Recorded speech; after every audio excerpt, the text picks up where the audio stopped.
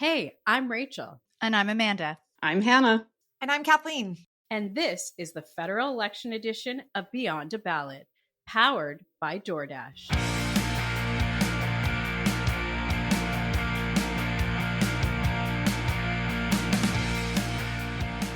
Hello and welcome. I'm Hannah Thibodeau, and today the magic number is 14. It feels like we're getting over the hump, eh, ladies? Yeah, we're dancing. 2 weeks. I think that's special, the 14-14. I can't believe you called that out too. I thought that was amazing today. Yeah, for sure. 2 weeks until Canadians decide who gets the keys to power. But let's take a spin around the campaign trail before we get to that. Conservative leader Pierre Poilievre was in Montreal, where he promised to keep multiple murderers behind bars for life. His tool, not stronger sentencing laws or judicial reform, but the notwithstanding clause. He says he would override the charter to ensure that these multiple murderers, quote, die in jail. Rachel Siegel, dig into this one. Was he talking my language today or what? I was nerding out hard on this from the legal perspective. This used to be my file in Ottawa at Public Safety, Corrections, and Parole Board. So I was all over this announcement today. So it's a little bit complex, so I'm going to try and break it down really simply. He wants to give judges the ability to sentence multiple murderers to consecutive prison terms. So the rules were changed where you could sentence concurrent terms, meaning if you kill 3 people, you serve the sentences all at the same time. It was then changed to consecutive when in 2022, when the court struck it down, saying that it's not fair for people to be sentenced consecutively, that they should be able to serve terms concurrently. So did that make sense? Everybody's like, okay. Concurrent and consecutive is always something where it's like talking a million numbers in my head. Okay. So concurrent means that you serve them all at the same time. Consecutive means you serve 25 years and then you serve 25 years and then you serve 25 years. Basically, where we are at now is you can serve them concurrently. Pierre's asking to bring them back to consecutive, meaning that you serve for each murder. Bam, Good? There you go. Why is this important? Mm-hmm. Let's talk about victims, because this ultimately goes down back to the victims. You'll take Paul Bernardo, for example, one of the most notorious killers in Canada. He comes up for parole every few years, and you'll see the media will cover it, and they'll say Paul Bernardo could get out of jail. The parole board has never granted him that parole, but every time it happens, the victims' families have to go back. They go and watch him ask for parole. They can provide victim impact statements. And so for me, this was a really interesting announcement today because it puts the power back into victims' hands. It allows them to not have to go to court every few years and fight for justice for their families. Okay, that moving was on. Super hard to explain, so I hope you got that. It is, but it is a very interesting announcement. Liberal leader Mark Carney, though, was in Dorval, Quebec. He spoke about his plan for the Canadian Armed Forces, but also had to deal with a PR landmine. Carney was forced to apologize for Liberal staffers who thought it was a great idea to plant "Stop the Steal" buttons at a Conservative conference over the weekend. Amanda Alvaro, this is all yours. Do I get to pick and choose between those two? Great. Sure can. No, I'll talk about both. So he's in Quebec. And I think likely staying there because, of course, the debates are happening this week. So we know that all of the leaders are preparing for those debates, taking their time to spend in Quebec. So he was actually there. He was at Bombardier at the Aerospace Division, and he was talking about a few things. He was talking about setting up a separate defense agency, which was really about streamlining military purchases that tend to get all tangled up in red tape. How exciting is that to the average consumer to talk about red tape? Probably not that exciting, but actually matters a lot.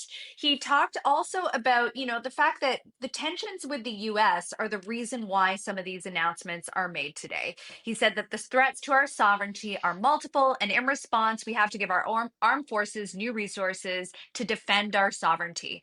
And then more broadly speaking, he talked about NATO. NATO has been a big issue that has been discussed over and over again in the House of Commons. He said that his government plans would be to push Canada's defense spending above the NATO membership target of 2% within a few years. He had said that before, but solidified that again on this campaign trail today. Before 2030, Amanda? He doesn't say that. He says within a few years. So Okay. Hannah, I think we're just going to have to, guesstimate what that could be. Okay. We can Sorry. also guesstimate why staffers are planting silly buttons at campaign stops. Why This are will they not be doing the that? first or last time that we hear stories like this. On every campaign that I have covered since ever covering or being involved in politics, there's always inevitably the story of a staffer who takes matters into their own hands, does something, silly or worse, stupid, and the leader ends up having to apologize for it. And that's exactly what happened today. But I'm going to use Kathleen's words from earlier. This is a nothing burger, mountain out of a molehill. It garnered a lot of headlines today. And you never want that because it takes your guy No. off track. He can't be talking about what he wants to talk about. Instead, he has to talk about the Buttons. buttons. Buttons. Okay, over to Kathleen Monk then. Jagmeet Singh, the NDP leader, he was in Toronto. He stayed focused on healthcare, pledging to hire 35,000 new nurses by 2030. Yeah, and who doesn't want to see more nurses to care for their children or their families? So I think this is a great announcement.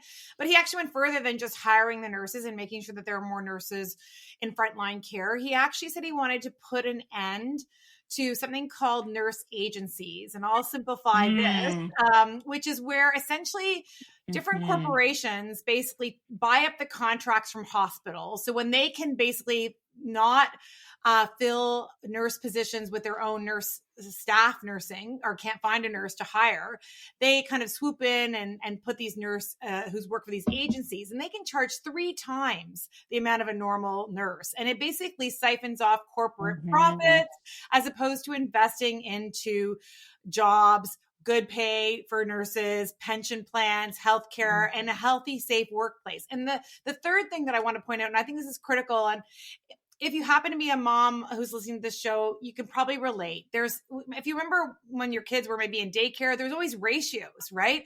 When they were little, it was like 5-1. Then they got to be a little bit older and it was like 10-1. But there was always a ratio around supervision between caregiver and little babies or children or whatever.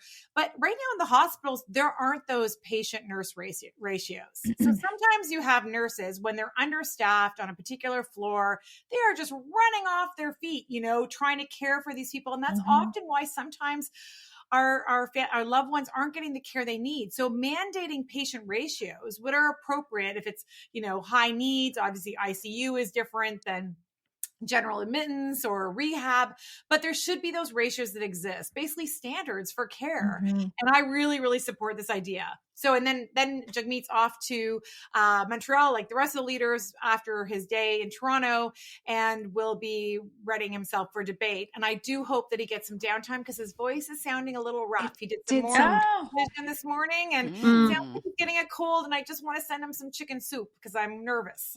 Well, we know what you're doing after this. You're going to go cook for Mr. Singh, Kathleen. But before that, look, I just promised that. And I'm going to ask him if you got it too, Kathleen.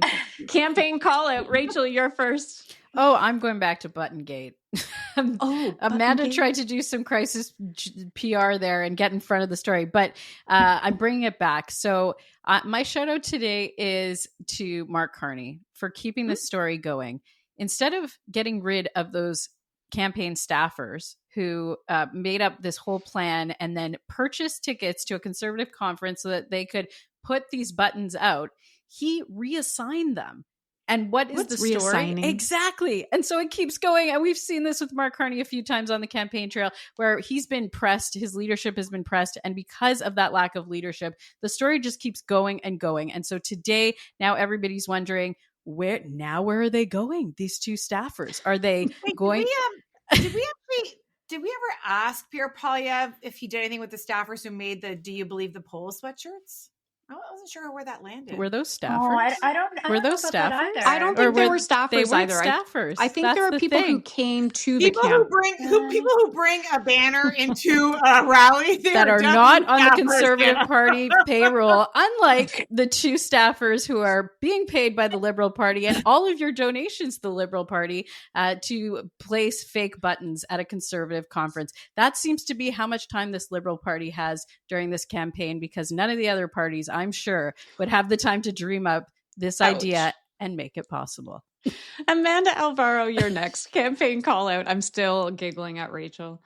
You can't put a price on creativity and ingenuity. Anyway, moving on.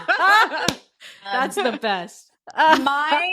My campaign call it is also to Mark Carney. He's getting a lot of airtime today. And it's for an announcement that was made over the weekend that we didn't get a chance to talk about. And some of these smaller announcements I love because they are actually really meaningful to people. And this was about local vacations. It was something called the Canada Strong Pass. I don't know if any of you had the chance to hear about it. But it was basically making things like trips to national parks or historic sites or national art galleries or museums or camping more affordable or free for Canadians this summer. So it lets kids and teens under 18 get into those galleries and museums for free. It lets them ride via rail at no cost when they're traveling with their parents. The pass would be available from June to August. I love this because it's like, listen, things are tough. You're asking people to buy Canadian. You're asking them to vacation at home. This is one of those things that just makes it a little easier. We didn't get the chance to talk about it over the weekend, so I wanted to shout it out now. Okay. Kathleen Monk, campaign call out. Well, my campaign call, it's a little Pollyanna-ish. So some people have criticized this campaign as being the shortest, fastest election campaign ever. It's not. It's 30 It's not. Doesn't feel like it. like most campaigns. But actually, it feels so long. Mhm. To me, it Is that because terminable. And so I actually did the calculation. And I'm not an animal lover. I know many on this podcast are. Yeah, careful, Kath. And certainly some of the listeners. But so I had to learn that whole thing about dog years. And so we're at day 161 in dog years of this campaign. And that's actually what it feels like to me. So my campaign call out is to all of the campaign workers on whatever campaign you're working on, whatever party. You have now run out of clean underwear. You are now only eating carbs for your Only for carbs, all yeah. food groups. You haven't called your parents in about 3 weeks. You know, blessings to you is what I say. Blessings to you. And I hope you either get to have a Passover or an Easter weekend, little hug with someone you love. And I hope they give you clean underwear. And one of the things that I always do, because often campaigns are held in Ottawa and I live in Ottawa. So I always try to reach out to even of other friends who are from different parties. Like, you need to do laundry? Come on by. Okay, we're all going to Kathleen's house. Yeah. I'm just going to say for the record that I'm not actually going to make soup for Jagmeet Singh, but if you are a campaign worker and you're in Ottawa and you need some mediocre washing done of your laundry, Wow. West End Ottawa, come on by. Quite the offer. That is a great offer. Now we're going to see a lineup outside of Kathleen's door on the weekend. I'll deliver Easter eggs if you get a lineup, Kathleen. Okay, I'll bring good. you some stuff to help out. Everybody needs chocolate. That's it for today. I love these discussions. I want to keep going, but I know we have our time limits. Join me again tomorrow as I team up with the fiercest women in politics to break down the drama, decode the spin, and deliver everything you need to know before you head to the polls. Thank you for listening. New episodes come out daily, and you can find Beyond a Ballot on Instagram and wherever you find your podcasts. A huge thank you to our title sponsor, DoorDash, and sponsors Equal Voice, Page, and Canada Powered by Women for making this election special possible. Speak to you tomorrow.